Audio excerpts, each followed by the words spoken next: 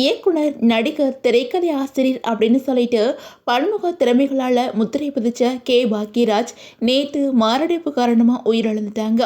அதாவது நேற்று காலையில் வழக்கம் போல் நடைபயிற்சிக்கு போயிட்டு வீடு திரும்பும்போது தனக்கு லேசாக நெஞ்சு வலிக்கிறதா குடும்பத்தினர்கிட்ட சொல்லியிருக்காங்க. இதனையடுத்து அவரை உடனடியாக 1000 விளக்கு அப்போலோ மருத்துவமனையில் அனுமதித்து தீவிர சிகிச்சை கொடுத்தாலும் சிகிச்சை பலனளிக்காமல் அவரோட உயிர் பிரிஞ்சிருக்குது. அந்த வகையில் பாக்யராஜ் 1981 நடிகை பிரவீனா அப்படிங்கிறவங்கள காதலிச்சு திருமணம் பண்ணிக்கிட்டாங்க. ஆனால் துரதிருஷ்டவசமாக 1983 உடல்நிலை சரியில்லாத காரணத்தினால பிரவீனா உயிரிழந்துட்டாங்க. அதுக்கப்புறம் தன்னோட படங்களில் ஜோடியாக நடித்த நடிகை பூர்ணிமாவை காதலிச்சு 2வதா திருமணம் பண்ணிக்கிட்டாங்க.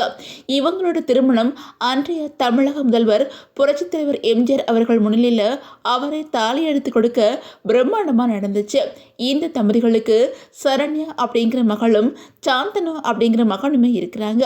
அம்மா அப்பா மாதிரியே சினிமாவில் நடிக்க வந்த சாந்தனு பிரபல தொகுப்பாளனை கீக்கியை காதலிச்சு திருமணம் பண்ணிக்கிட்டாங்க. தன்னோட மகனுக்கு சினிமாவில் ஒரு பெரிய வெற்றி படத்தை கொடுக்க முடியலையே அப்படிங்கிற வருத்தம் பாக்யராஜுக்குள்ள எப்பவுமே இருந்திருக்குது.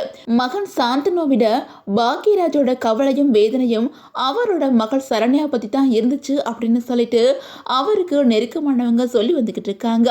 அதாவது பாக்யராஜ் தானே இயக்கின பாரிஜாதம் அப்படிங்கிற படம் மூலமாக தன்னோட மகள் சரண்யாவை ஹீரோயினா அறிமுகப்படுத்தி இருந்தாங்க. ஆனால் அந்த படம் எதிர்பார்த்த அளவுக்கு வெற்றி பெறவே இல்லை.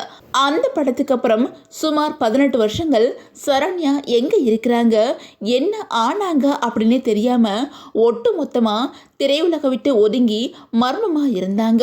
பலருமே அவங்கள மறந்தே போன சூழலில் ஒரு சேனலுக்கு பேட்டி கொடுத்த சரண்யா என்ன சொல்லியிருக்கிறாங்க அப்படின்னா, எனக்கு ஒரு மகன் இருக்கிறான் அப்படின்னு சொல்லிட்டோம். என்னோட கடந்த காலத்தில் கடுமையான மன உளைச்சலால் நான் தற்கொலைக்கு முயற்சி பண்ணினேன் அப்படின்னு சொல்லிட்டோம். கடைசி நேரத்தில் அம்மா அப்பா தான் என்னை காப்பாற்றிட்டாங்க அப்படின்னு சொல்லியிருந்தாங்க. அது மட்டும் இல்லாமல் அந்த குழந்தையோட அப்பா யார், சரண்யா யாரை திருமணம் பண்ணிக்கிட்டாங்க, இப்போ அவங்க கூட வாழ்கிறாங்களா அப்படிங்கிற கேள்விக்கு சரண்யா பதில் கொடுக்காம ரகசியமாக தான் இருக்கிறாங்க. தற்கொலை முயற்சியில் இருந்து மீண்ட தன்னோட மகள் இப்போ சினிமாவுக்கு பின்னாடி தனக்கும் பூர்ணிமாவுக்கும் உதவியாக இருந்தாலும் தனக்கு பின்னாடி தன்னோட மகளுக்கு ஒரு நல்ல வாழ்க்கை அமைச்சு கொடுக்க முடியலையே, அவளுக்கு ஆதரவா யாருமே இல்லையே அப்படிங்கிற கவலை பாக்யராஜ உள்ளுக்குள்ளேயே வாட்டி வதச்சு வந்திருக்குது. தன்னோட மகளுக்கு எப்படியாச்சும் ஒரு பாதுகாப்பான நல்ல வாழ்க்கையை தன்னோட கண் முன்னாடியே அமைச்சு கொடுத்துடணும் அப்படின்னு சொல்லிட்டு ஆசைப்பட்டிருக்காங்க பாக்யராஜ். ஆனா கடைசி வரை அந்த ஆசை நிறைவேறாமலேயே கவலையுடனே அவர் கண்ணை முடினதுதான் வேதனையின் உச்சம் அப்படின்னு சொல்லிட்டு அஞ்சலி செலுத்தி வந்த திரையுலக பிரபலங்கள் கண்ணீர் மல்க சொல்லி வந்துகிட்டு இருக்கிறாங்க.